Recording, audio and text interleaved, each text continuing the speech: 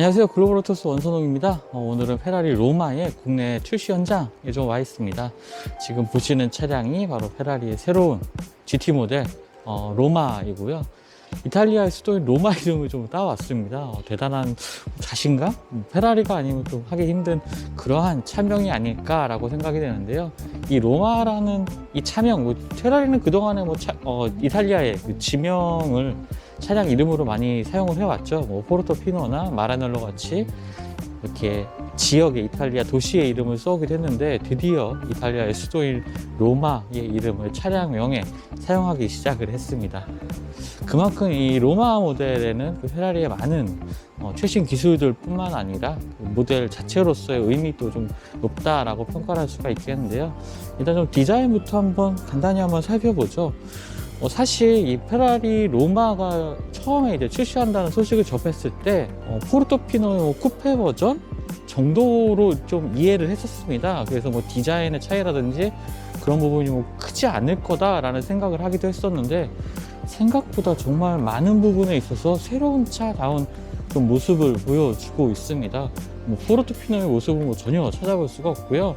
이 페라리 로마다운 정말 멋진 디자인의 차량이 좀 선보이지 않았나라고 생각이 듭니다.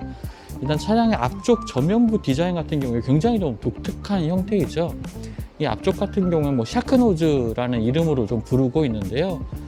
앞쪽에 이 그릴 앞쪽이 상당히 좀 앞으로 좀 튀어나와 있고, 그 하단에 들어갔다가 다시 앞쪽 디퓨저 쪽에서 앞쪽으로 돌출되어 있는 형태, 이러한 모습을 좀 보여주고 있습니다. 이 전면부 디자인이 이 페라리 로마의 좀 독창성을 보여주는 부분인 것 같고요.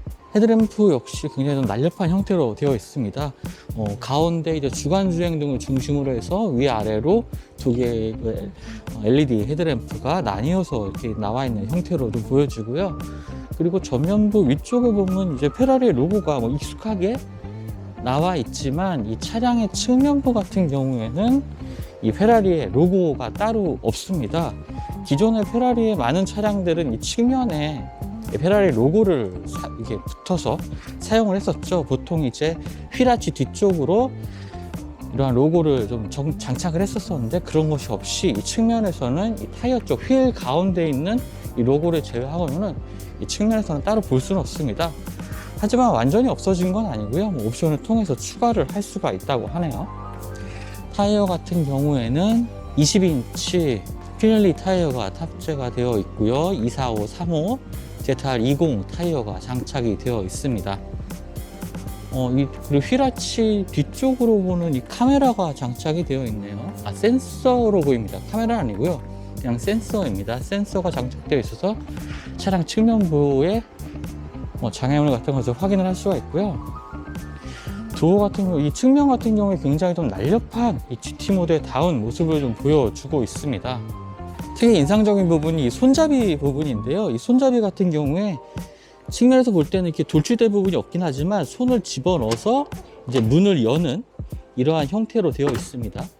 이런 부분이 굉장히 좀 독특한 부분인 것 같아요. 그리고 차량의 후면부, 일단은 엔진이 이제 프론트 미드십 엔진이기 때문에 다른 고성능 모델, 페라리의 다른 고성능 모델과는 달리 뒤쪽에 엔진이 있는 건 아닙니다. 넉넉한 적재 공간을 가지고 있고요. 버튼을 누르게 되면은 이런 식으로 위쪽에 글라스까지 같이 이렇게 열리는 형태는 아니고요. 안쪽으로는 기본적으로 한 250리터 정도 작은 수납 공간이 있고요.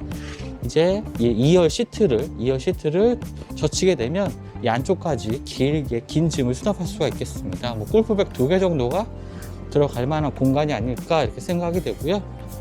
뒤쪽에서도 이렇게 시트를 접을 수 있는 버튼이 따로 위치를 해 있네요.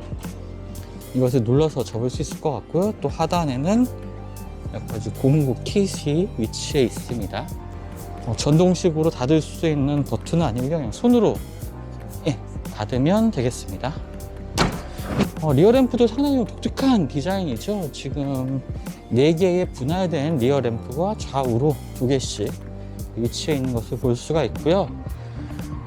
사실 그 전면부나 이 측면부 같은 경우에는 조금 스포티한 느낌을 준다기보다는 세련된 느낌을 좀 강조를 했었는데, 이 후면에서 보면은 이 4개의 배기구가 위치한 이 대형 디퓨저가 뒷모습에서는 상당히 좀 강렬한 모습을 좀 보여주고 있습니다. 도어 같은 경우에도요, 네.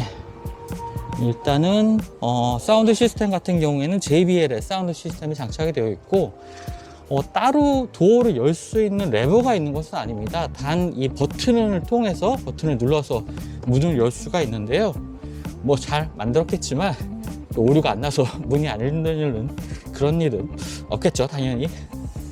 네, 그리고 일단은 실내도 잠깐 한번 같이 한번 살펴볼 텐데요, 디지털화된 모습이 강조된 이 실내 공간을 보여주고 있습니다. 특히 이제 조수석 같은 경우에는 작은 이 모니터, 터치 모니터를 통해서 뭐 주행 정보라든지 현재 뭐 차량의 상태를 확인할 수 있는 모니터가 위치해 있는데요, 뭐 아직 좀 작동은 안 되는 상황이긴 하네요. 그리고 글로박스 같은 경우에도 그렇게 뭐 넓은 글로박스는 아닙니다.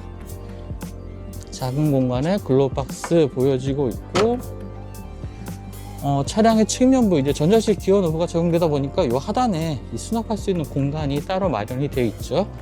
그리고 측면에도 핸드폰 같은 것을 수납할 수 있는 작은 공간도 마련이 되어 있습니다.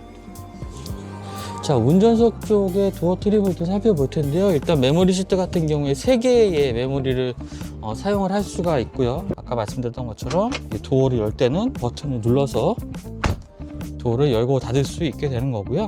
스티어링 휠의 디자인 자체는 SF90 모델과 좀 동일합니다. 그리고 뭐 디스플레이 화면도 SF90 스트라달레에서 봤던 이 스티어링 휠의 디자인, 그 다음에 인포테인먼트 시스템, 이런 걸로 볼 수가 있겠고요.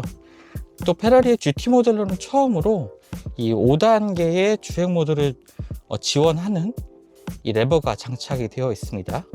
이 페라리의 디지털화를 좀 보여주는 모습 중에 하나는 이 16인치의 대화면 커브드 디스플레이와 함께 햅틱 방식의 이 조작 버튼들이 스티어링 휠에도 좀 적용이 됐다는 부분인데요, 이 뷰 버튼 같은 경우에 눌러보면은 이 계기판 화면이 바뀌는 것을 볼 수가 있습니다. 뭐 주행 모드에 따라 바뀌기도 하겠고, 사용자의 취향에 맞는 이 화면으로 바뀌는 것도 볼 수가 있겠고요.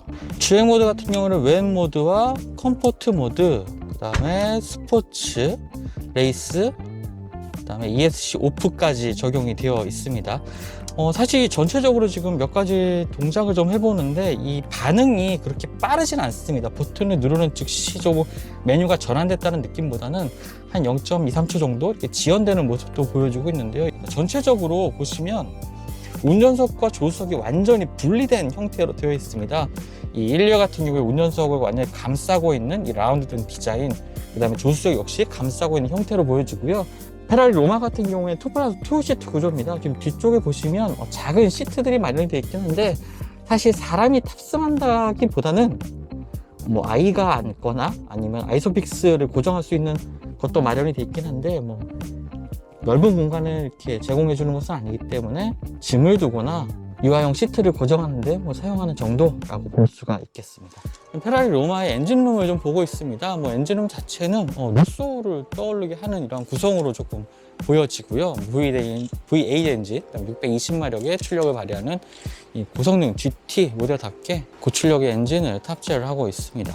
지금 엔진 위쪽에 보시면 이제 넘버가 찍혀 있는 것을 볼 수가 있는데요, 248,644번째 페라리에서 제작된 엔진이라는 의미를 가지고 있습니다.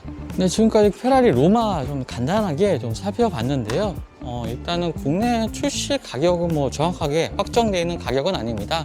하지만 이 차량의 포지션을 생각했을 때, 그리고 관계자의 말에 따르면 한 3억을 조금 넘어가는 가격부터 시작이 될 거라고 하고요. 뭐 페라리 브랜드 같은 경우에 워낙 그 옵션에 따라서 가격 차가 크게 나기 때문에 뭐 최종 가격 같은 경우에는 뭐 3억 5천에서 4억까지도 갈 수 있는 그러한 차량이라고 볼 수가 있겠습니다. 일단 페라리 로마 같은 경우에 글로벌 시장에서 공개가 되면서 굉장히 많은 이 페라리 팬들 그리고 미디어들의 좀 관심을 받고 있고, 또 평가도 상당히 좀 좋은 평가를 얻고 있습니다. 뭐 가격적인 부분에 있어서는 아무래도 포르토피노, 그 다음에 488 모델의 중간쯤에 위치하는 모델이기도 하고요. 또 2+2 시트 구조를 가지고 있는 차량이니만큼 이제 GT4 루쏘 같은 경우 이제 4인승 모델이죠. 4인승 모델보다는 이제 2시트의 차량을 좀 선호하는 분들은 페라리 로마가 가장 적합한 모델이 되지 않을까 이렇게 생각이 되고요.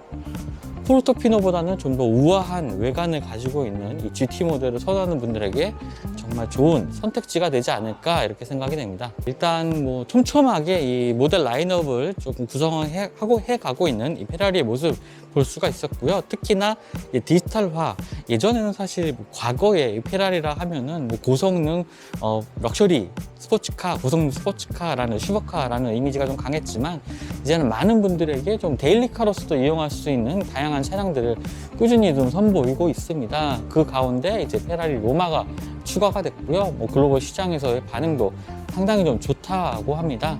특히 이제 국내 고객 같은 경우에도 많은 분들이 이 로마에 대한 문의가 이어지고 있다고 하는데요. 사실 좀 잔치 분위기죠. 페라리에 있어서는 좋은 모델이 출시돼서 이 화려하게 좀 신차 발표회도 하고 싶었겠지만, 요즘 사실 시국이다 보니까 좀 조촐한 형태로 소규모 미디어들만 이렇게 매번 매 시간 초청을 하면서 페라리 로마를 좀 소개하는 모습 보여주고 있습니다. 새롭게 이 코로나19의 확산, 19의 확산 때문에 또 바뀌고 있는 이 신차 발표의 모습이 아닌가 생각되는데요. 어쨌든 좀 어려운 상황이긴 하지만 이 페라리 로마, 좋은 차량을 좀 만나보게 되고 또 아름다운 이러한 GT 모델을 새롭게 만나보게 된 점 상당히 좀 개인적으로도 반가운 일이 아닌가 이렇게 생각이 됩니다. 지금까지 글로벌 오토뉴스 원선홍이었고요. 페라리 로마 소식 전해드렸습니다.